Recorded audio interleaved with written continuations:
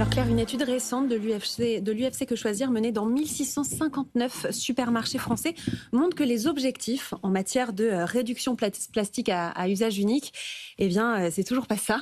Le plastique reste ultra dominé dans les rayons et le premier responsable ce sont les bouteilles d'eau en plastique. Voilà, tout à fait. Alors on sait que c'est aujourd'hui vraiment un rayon entre guillemets indispensable parce qu'il y a une grande attente sur la bouteille d'eau.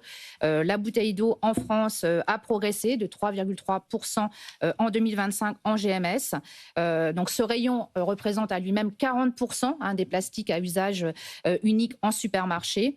Ce marché représente 6 milliards de bouteilles vendues chaque année. Il faut savoir que dans les 6 milliards, on a tous en tête ou entendu parler de la marque Cristalline qui aujourd'hui écoute déjà 2,3 milliards de bouteilles. Donc effectivement, c'est un point assez antinomique avec cette chasse au plastique, ce rayon, cette catégorie. Ce qui fait finalement cette dépendance au plastique et aux bouteilles en plastique, c'est les nouveaux usages de consommation des Français. Alors voilà, le problème, c'est qu'on ne le voit pas que dans les bouteilles d'eau. Ce côté, je gagne du temps, je cherche de la praticité d'un point de vue consommateur, le prêt à consommer, on voit émerger les fruits et légumes prédécoupés. Les fruits et légumes prédécoupés, ils sont en boîte plastique et près aujourd'hui d'un magasin sur deux va le proposer. Et on sait que c'est quand même quelque chose qui représente à peu près déjà 10% de cette catégorie.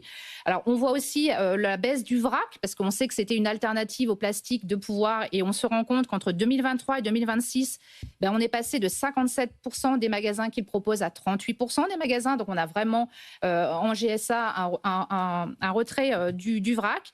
Et puis, alors là, j'ai envie de dire l'aberration, c'est de se dire que maintenant, les fruits et légumes bio, on les met dans des barquettes plastiques à 91%. Ces produits bio sont emballés. Donc, on retrouve là aussi du plastique. Je vois que Franck Poncet en plateau, toujours avec nous, fait la moue.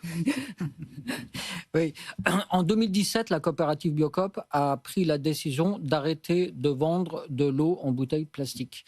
Le plastique, c'est le 7e continent, c'est 6 fois la France, pour se donner un petit peu les enjeux environnementaux et même également santé. Nous, 36% de notre chiffre d'affaires est sans emballage unique et donc en économie de plastique, fruits et légumes bien évidemment, mais le rayon vrac, on a l'offre de vrac la plus étendue, la plus large du marché et donc c'est un sujet de consommation et c'est vital pour l'environnement.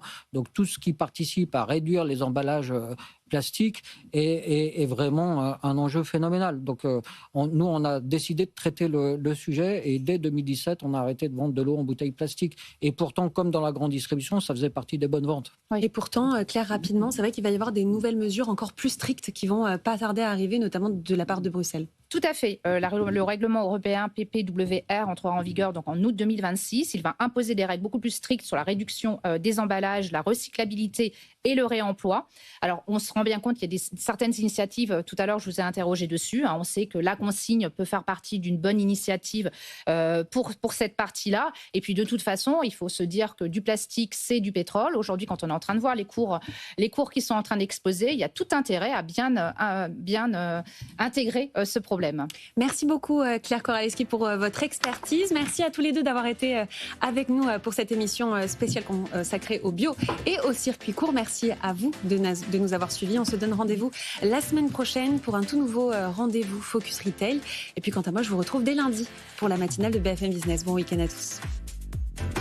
Focus Retail, la distribution de demain s'invente aujourd'hui.